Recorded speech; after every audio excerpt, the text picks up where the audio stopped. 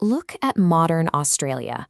It consistently ranks as one of the most desirable places to live on Earth, boasting a massive economy and world-class life expectancy. But beneath the surface, these gleaming cities were built by desperate, starving prisoners dumped at the edge of the world. To understand this country today, you have to look at the collision between a 65,000-year-old civilization, a British Empire out of options, and a completely accidental gold rush. Determining the true value of this modern paradise requires us to calculate the brutal human cost required to forge it. Long before skyscrapers rose over the coast, this entire continent was managed by hundreds of Aboriginal nations. Indigenous Australians thrived here for 65,000 years, using advanced environmental knowledge to navigate and sustain themselves in one of the harshest climates on the planet. This world remained untouched by outsiders until Dutch explorers reached the coast in the 1600s.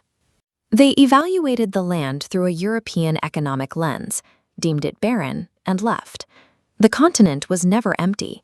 It was simply illegible to early European explorers who lacked the ancestral knowledge required to survive in the interior. Britain faced a crisis after losing its American colonies. Its domestic prison system reached a breaking point. The solution was total exile. The Crown began shipping convicts to the furthest point on the globe, an 8-month journey in chains. This sketch from 1788 shows the first fleet's arrival. The settlement was a precarious foothold of tents and lean-tos, defined by starvation, disease, and the shock of the intense heat. Convicts functioned as a slave labor force, spending years in the blazing sun carving roads and farms out of the hard earth to secure food. The foundations of this wealthy nation were laid by people who were sent there as a punishment, with little expectation they would survive the decade. As British settlements expanded, the indigenous population faced a catastrophic decline. European diseases like smallpox acted as an invisible vanguard, wiping out entire communities before settlers arrived. As the colony consumed vital hunting grounds, local nations fought back. This sparked a decades-long silent frontier war, defined by fierce resistance and tragic massacres. In 1851, the discovery of gold triggered an explosion of global migration, tripling the continent's population in just 10 years. This influx of wealth and free settlers broke the social structure of the penal colony. People stopped identifying as British exiles and began seeing themselves as a new independent class. The sudden prosperity of the goldfields created a rebellious new identity, even as it permanently cemented European dominance over the land.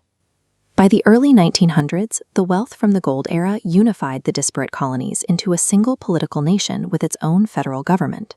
Industrialization followed quickly, with major cities expanding through massive infrastructure projects like the Sydney Harbour Bridge, which physically transformed the old penal outposts into modern hubs. In 150 years, the country transitioned from a survivalist outpost into a global economic power, built on a foundation of rapid urban engineering. Today's peaceful, wealthy society is a world away from the starvation and chains of the First Fleet. Yet the shadows of indigenous displacement and convict suffering remain part of the country's architecture. History shows us that the most prosperous nations are often born from the darkest and most difficult beginnings.